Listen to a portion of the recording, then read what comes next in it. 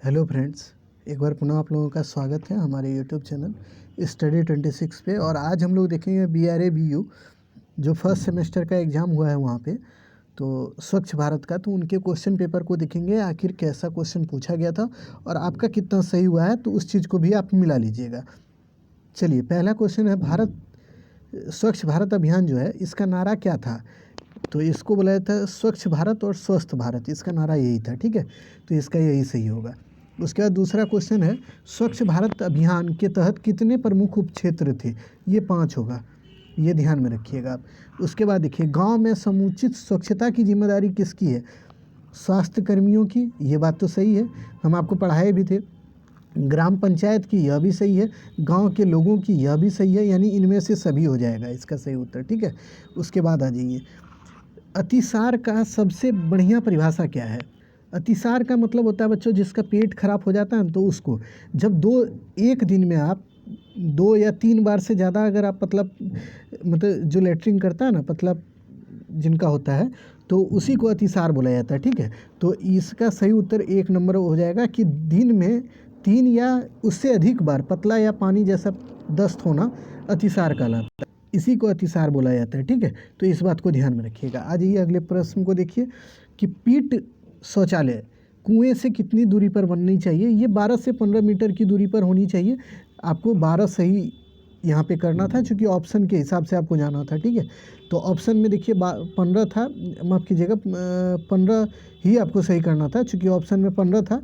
अगर 12 रहता तो 12 में जाते, लेकिन 15 था। उसके बाद देखिए दूसरा ऑप्शन था 6 मीटर, उसके बाद 3 मीटर, और इनमें से कोई नहीं, तो 15 आप सही किए होंगे।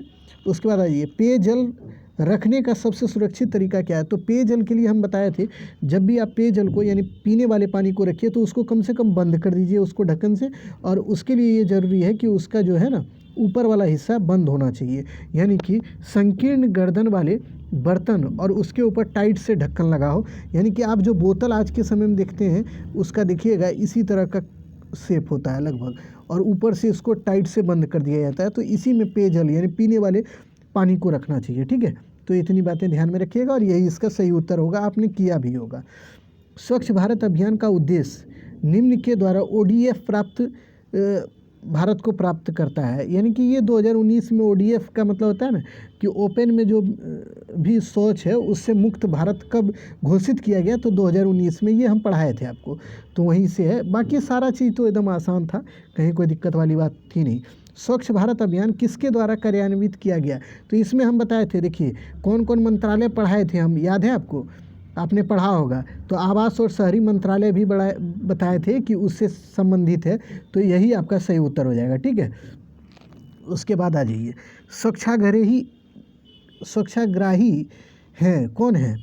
तो वो कौन होते हैं? तो देखिए, सामुदायिक स्वास्थ्य स्वयंसेवक होते हैं, या फिर सरकारी अधिकारी होते हैं, या स्वच्छता विशेषज्ञ होते हैं, या स्कूल के शिक्षक होते हैं।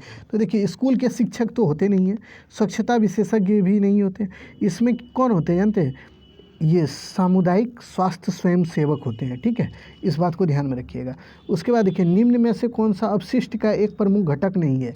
यानी कि कौन अपशिष्ट का एक प्रमुख घटक नहीं है, यही पूछ रहा है। तो खतरनाक अपशिष्ट तो होता है, ये देखिए जैविक अपशिष्ट है एक। उसके बाद देखिए, अकार्बनिक अपशिष्ट है, पुनर्चक्रण योग्य अवशिष्ट है, और खतरनाक अवशिष्ट। खतरनाक मतलब होता है ना जो डिजॉल्व नहीं होता है। जैसे कि मान लीजिए कुछ अपशिष्ट होता है जो मृदा में यानी भूमि में वो मिल जाता है, जैसे कि गोबर, आप देखिए गाय का गोबर जो है वो भूमि में मिल जाता है, उसी को बोला जाता है पुनः चक्रण वाला। ठीक है, वो मतलब मिल जाएगा, वो ज़्यादा खतरनाक नहीं होता है। उसके अलावा देखिए, खतरनाक वो होता है जो मिलवे नहीं करेगा। तो दोनों तो हो गया, ये तो अपशिष्ट का ही प्रकार है दोनों। उसके बाद देखिए, जैविक अपशिष्ट वो होता है जो जैविक खेती किया जाता है ना, ऑर्गेनिक कृषि, उसमें इसका प्रयोग किया जाता है। ठीक है, तो इसका सही उत्तर जो होगा ना, ये होगा अकार्बनिक अपशिष्ट वाला। ठीक है, तो इसको ध्यान में रखिएगा। अब आ जाइए लॉन्ग आंसर क्वेश्चन में, जो कि आपका जो लघु उत्तरी 5 नंबर का था और 4 क्वेश्चन आपको बनाना था। तो उसमें था कि टिकाऊ अपशिष्ट पर एक लेख लिखना, यानी उसके बारे में बताना था आपको। दूसरा क्वेश्चन था कि अस्थायी स्वच्छता और पारंपरिक स्वच्छता के बीच क्या अंतर है। उसके बाद देखिए, स्वच्छता एवं सैनिटेशन के लाभ क्या हैं, उसको लिखना था। उसके बाद था स्वच्छ भारत अभियान, ये सब सारा पढ़ाया हुआ है।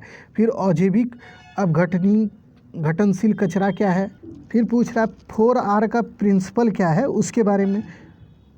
उसके बाद देखिए लॉन्ग में ही आपका जो 10 नंबर का 3 क्वेश्चन का उत्तर देना था। सफाई और इसके प्रमुख अवयवों के बारे में बताना था। ये सफाई क्यों आवश्यक है, सफाई के कौन कौन से तत्व होते हैं, ये सब चीज़ बताए हुए थे। स्वच्छ भारत अभियान के चरण को लिखना था और अभी तक जोड़ना था उसको। फिर देखिए भारत में स्वच्छता और स्वच्छता के महत्व पर निबंध लिखना था। उसके बाद देखिए हाँ इतना ही क्वेश्चन था, इसमें तो 3 क्वेश्चन का आपको जवाब देना था, ठीक है। तो इतना चीज़ आपको जो आपने पढ़ा होगा अगर हमारे वीडियो से, तो आप ज़रूर अच्छा किए होंगे और आपको अच्छा नंबर भी मिलेगा। चलिए अगर वीडियो पसंद आए तो लाइक कीजिएगा, वीडियो को सब्सक्राइब कीजिएगा चैनल को, और अगर नए हैं तो ज़रूर शेयर कीजिएगा अन्य बच्चों में, ठीक है। चलिए फिर मिलते हैं अगले वीडियो में, तब तक के लिए धन्यवाद।